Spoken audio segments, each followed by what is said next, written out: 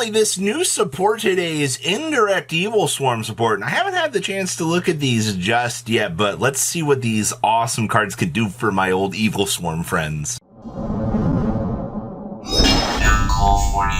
Make sure you guys smash the like crap out of that subscribe button so you guys don't miss out on more awesome content. Unearth the power of the Primoredial? That's kind of cool.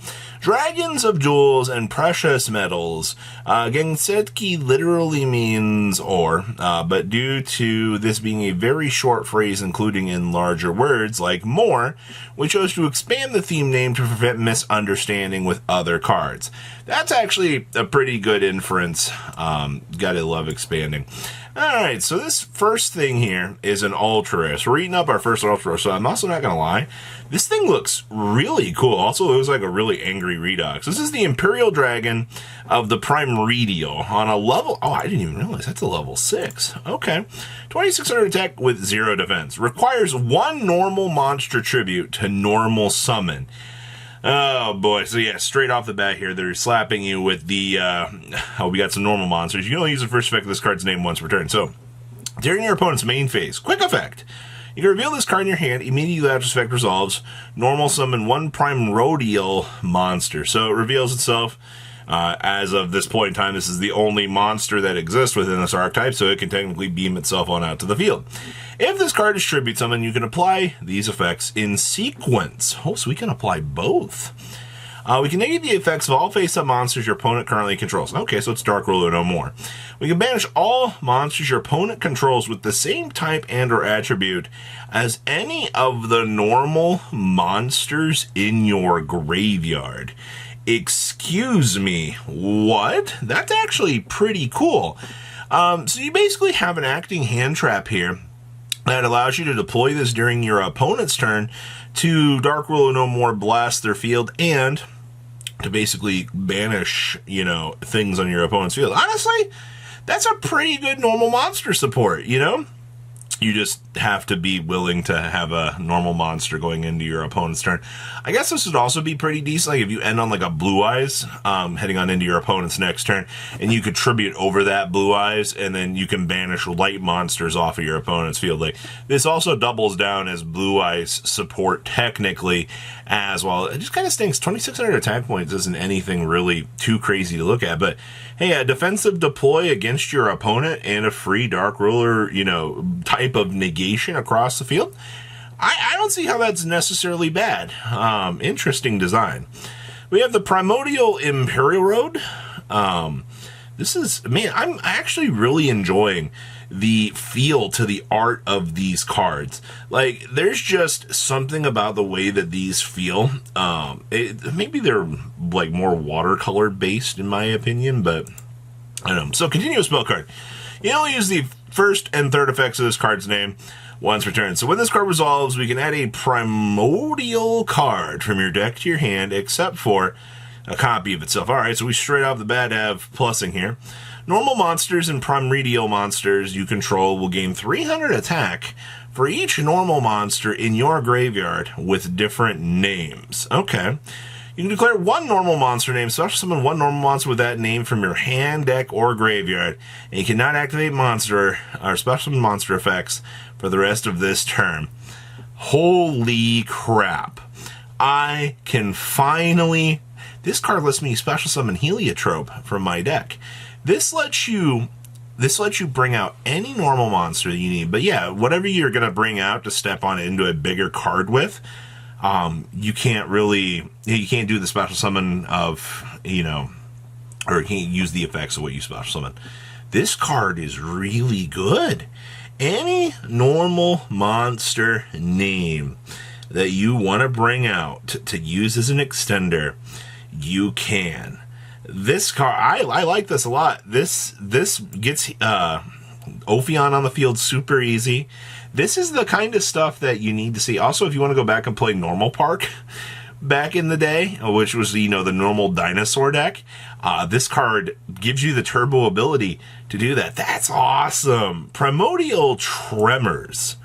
So this is a quick play spell card. So we can pay 2,000 life points To declare one normal monster name, apply this effect. If you control the monsters, you can switch from the one normal monster with the declared name from your deck in defense position. Once applied, your primordial monsters and normal monsters with the declared name cannot be destroyed by battle until the end of your opponent's next turn. So this is unexpected die with a 2,000 life point cost that protects it so that he can't, whatever you bring out off of this can't be destroyed by battle. Okay. And that's also through the opponent's next turn, which, yeah, they can still affect it with card effects, but okay. If your opponent normal summons a monster, we can banish this card from the graveyard, target one normal monster in your graveyard, banish one monster on the field with lower attack. Okay. This is another acting form of disruption for these normal monsters. Wow, they really pumped these guys up, man.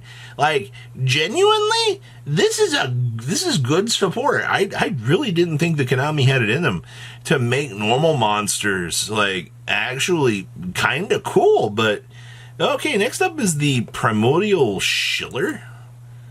Oh, this is a little broken blast here. So quick play. Oh, this is a quick play. Excuse me. Okay. You only use the first and second effects of this card's name once per turn. So we can reveal a normal monster or a primordial card in our hand, except for Schiller. Then target one face-up card on the field. If you control a normal monster or a level 5 or higher primordial monster, except a token, you do not have to reveal a card. Negate its effects, and if you do, banish it. Okay. During your main phase, if you control a primordial monster, you can set this card from your graveyard. This is this doesn't banish itself when it leaves the field. They just said, hey, we're giving normal monsters a huge recurable asset here. That's pretty good. Okay. And then we have Primordial Opener. Okay, so we have two effects on this. Declare one normal monster name, apply this effect. If you control no monsters, you can special summon one normal monster with the declared name from your deck or graveyard. Oh man, if you brick on it, ugh. Once applied, you take no battle damage from battles involving your normal monsters with the declared name and primordial monsters for the rest of this turn. During your opponent's turn, you can banish this card to target one normal monster you control or in your graveyard. Take control of one of your opponent's monsters with higher attack until the end phase. Kind of stinks that we can't really do anything with it once we've got it on our side of the field, you know, because actually, we can't, because this requires a normal monster tribute, so we can't really do that. Also, I just realized this is recurable. You can do this every single turn by declaring a normal monster name and bringing out another one. This stuff is pretty good. Unfortunately, it's normal monster support, but I like this. This is some pretty good stuff. Also, we're not really sure on the ruling with this versus the Harpy Ladies. That's a big thing I want to point out is we're assuming in terms of how these work, the monster that you declare has to be an original named monster. Because unfortunately, you know, we do have those cards that act, you know, Harpy Lady versus Harpy Lady, the effect monsters. I'm assuming that, you know, it specifically says declare a monster card name, and as well some of the normal monster with the same name hand from graveyard. You can't really, you have to special summon the normal monster.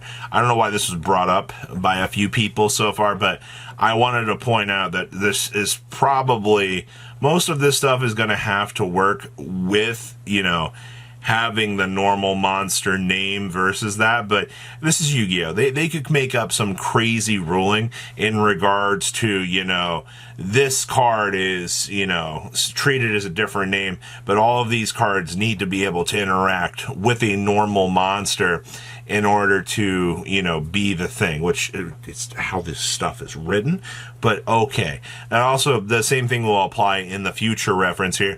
If there's a normal monster counterpart versus, you know, an effect monster of that. So, outside of that, this is fantastic Evil Swarm support. Like, I'm really liking what I'm seeing here. This is also Blue Eyes support. Anything else that can really, it's technically normal Park support too.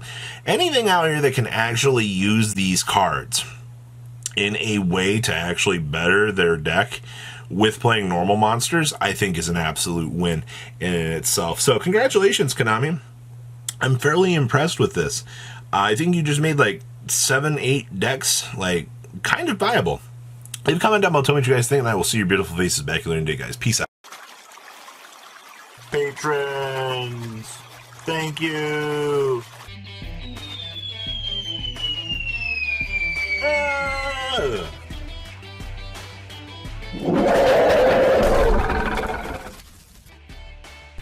Thank you so much for watching. Check out these other videos.